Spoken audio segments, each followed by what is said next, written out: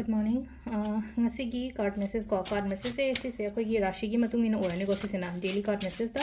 isha gi rashi gi matung ina ko card trying to katang thok chage trying to sidagi isha gi mapa do khon bira se ko hadi number 1 mesh lere number 2 brush lere ko amai tar hadi 5 or 6 ningjang bio samna ha da hadi number 5 hoita number 5 se 5 ki rashi se kaino singa ko 6 ta na tai se kaino kaina amai tar ko atuga number 12 ta na minna ko amai tar ga hada number se petang aduma koina remind to be be ko se no 1 2 3 4 5 6 go 7 8 9 10 11 12 go trying to go trying to look to rashi trying to gi matungina ka trying to look pusidagi amamam haitare ko ngasi gi kari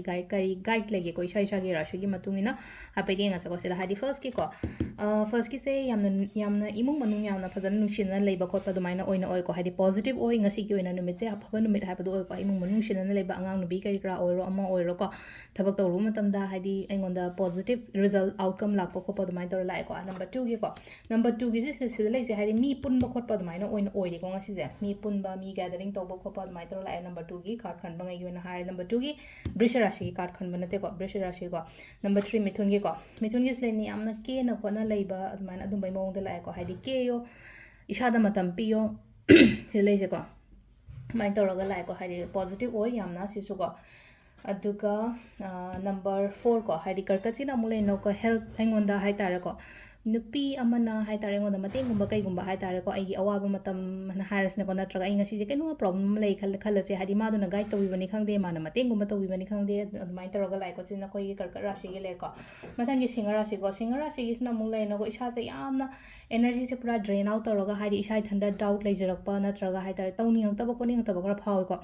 tawgodam ne sida hadi tawgano na haibana te ko sile hadi nang phangam dai du da oiram dai du da kai to pai tu thok to non haibane sida hai se ko aduni ko sile ja sisina akhoi singra shi gi le ko kaina ge sina mu le no ko landa bana joy oba haibda morom da samna haibda hai tare sida le no ko aina soiba aina asoi ngam ke aina kemta mingon da kai de ko te haragadi everything ai gi favor da kai da dumaya lakko oina oi ko sisina khoi gi kaina rashi gi ko tulagi da na mu sine ko लेरिबा पैसा नुसा करी cram M से फजाना manage तो वही गनी को हादी पैसा की खतंगी वासना तब थबे इंखांग दो ओरा मदर को हादी साइडी पोसिंग से हादी कनो तो वही बदो करी हाइनी हादी शिना कमाइना तो दोनो समना हाबदा nga saina budi हादी पैसा दा हादी वेल्थ मैनेज तो बोद माइना ओइना दि ओइ को हादी अरैबा पैसा ता जो ai खंगनी करा दे कयम थादो दोनो कमाइन तो दोनो खोतनो हामना चिंगबो सुगो मैम से को सिसिना अखोगी तुला राशि गे लेर को मथंगी ब्रिचिक की सक्सेस लाइ से ले को सक्सेस हारगा दि ले न को हादी पॉजिटिविटी लॉट्स ऑफ पॉजिटिविटी हाय तारग ngasi gi numit che afaba mayam amma lakpa success kumba lakpa adagi growth leiba khotpa dwai to piri ko problems mayam se loina engon dagi chat khiba gumba su oi ko sina khoi gi bridge le ko dhanu sina mule no ko tension stress ledi mayam se hena khanjan ngano aina su khara hena su khanjal le silai je aina khara hena khanjal le haraga di ko hadi खितंग लेब मतम दा हारि हक्चांग खतंग नुआइते हाय नारे न खलसे बा खोंग खतंग नाइ को लदे हेन खंजल ए अदु नारंगदर ने अदा नारंगदर गान हारि स्ट्रेस ओइबदो हारि ओवर स्ट्रेस लोबदो माइ तो लौबी गनो को दो यारगा दे सिना खोइ गी दनु गे लेरे को मथंगी मकर गी सिना अमुक सिलाइते को हारि फैमिली नुसी जानना लैबा खोटपा अदमाइना हारि लंचंग को को बनाइ तो ले को सिना खोइ गी मकर को कुंभराशि गी ओइना सिदसु लेन को सिदसु चमाना ना साइ ममागदा मला डायरेक्शंस मिंगोंदा डायरेक्शंस पीबो को हाइदि मिंगोंदा नंग शी तवो हाइबना चिंग बाय तारे को गाइडेंस पीबा नत्रगा हाइदा इन अखंगम लेरगा दि ताओ मिंगोंदा ताकपियो हाइदि ज्ञान मक्ता पीबनेन हारस नको समना हाबदा को ज्ञान पीबा हारगा दि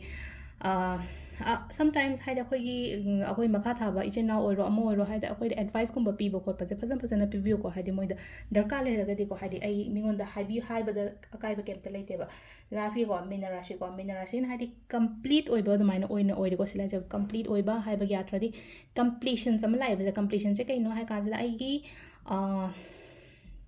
कइनो हारसिने को आइगी थबा इंखां कई का अदुमाइना गुंबा लेरगादि अदुगी पोतो कंप्लीट ओइरगा आइंगोंदा चंगपा आइंगोंदा लोशनबा ओइनो ओइबदो हाइदि कुइनागा ngaira लेबा दुंबा ओइ तदुंबा ओइ तारगादि ओदि लेरे कोइ ngasi gi ओइना कोइ राशि की मतुंगिना टारो कार्ड रीडिंग को नुतिया थैंक यू